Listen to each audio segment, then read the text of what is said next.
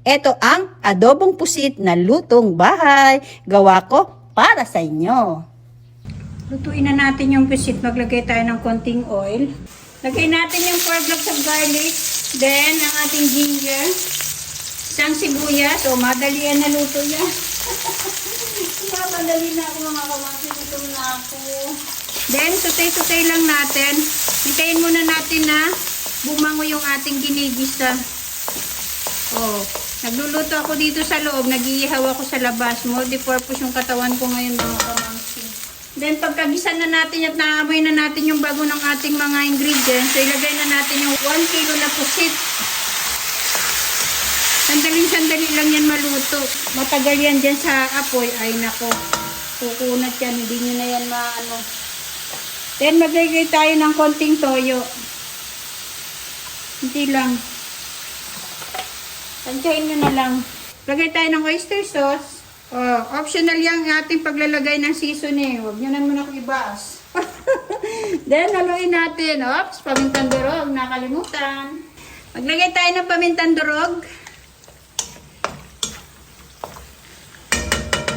Oh, pahinain ko muna yung apoy kasi kailangan kong kumuha ng sili sa kapitbahay. Oh, ilagay na natin yung sili na libre ng ating kapitbahay. Ang dami niyang sili yung sa akin. Ewan ko bakit hindi nagbubunga. Then, hintayin lang natin kumulo at okay na yan.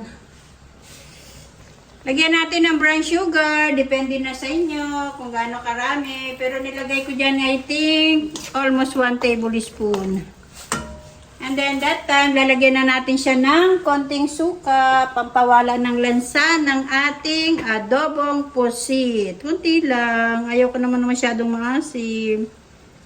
Okay. Then, huwag nyo munang haluin para hindi mahilaw yung lasa ng suka. Pagkulo niyan, okay na yan mga kamamsi. Para hindi siya maging chewy, kailangan huwag nyo i-overcook yung pusit. So, haluin na natin. Then, saka sabay tikim. Kuha tayo ng isa. O, sinong kagaya ko dyan? Kada luto tikim hanggang sa makapapos busog. Then natin ng konting asin. Kukulangan ako sa tamis. So, okay na yan mga kamamsi. Up na natin yung ating stove. Luto na yan.